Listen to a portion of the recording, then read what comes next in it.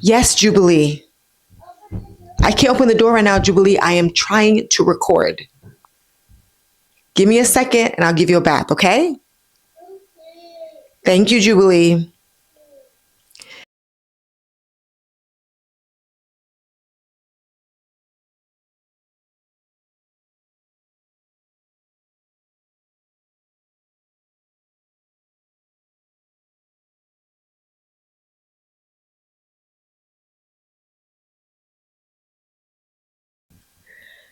There is nothing to find in life, but everything to create. Hey, it's W.E.D. Cruz, and welcome to my desk. Take out your paper. It's time to take some desk notes. When I graduated from grad school at the age of 24, I found myself like most people today, unemployed. I spent countless hours and days and nights searching for that dream job. I went looking to find a dream job, but I was met with rejection letter after rejection letter after rejection letter. And you know what was worse about it? Some of the rejection letters that I received, or the emails or the conversations that I had, I was informed that I was overqualified. I'm like, how do you penalize someone from putting in all the work that you say is required to show value in the marketplace and then turn around and tell them that they're overqualified? At that point, I was just begging for a job and I was just begging for something. And I realized after all those rejection letters that there is absolutely nothing to find in life, but everything to create. You see, you don't find a husband and you don't find a wife. I have learned over the years that you find a man and you find a woman and you create a husband, you create a wife.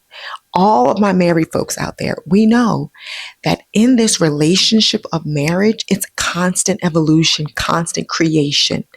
It's almost like when you find a house and create a home. You make it a home. It requires your creative touch, your added value to really transform that thing into all that you see for it. And that's why this principle that there's nothing to find in life and everything to create is so important in you pursuing your purpose-driven life, right? Why? Because many of us go through life feeling unfulfilled, creating environments that produce unfulfilled expectations. And that's because we take the power that we've already been given by God and we put it in the thing or in that person that we think can produce the results and outcomes that we desire. When in fact, it's really your ability to create, to mold, to sow into it, to transform it. Yes, Jubilee. I can't open the door right now, Jubilee. I am trying to record. Give me a second and I'll give you a bath, okay?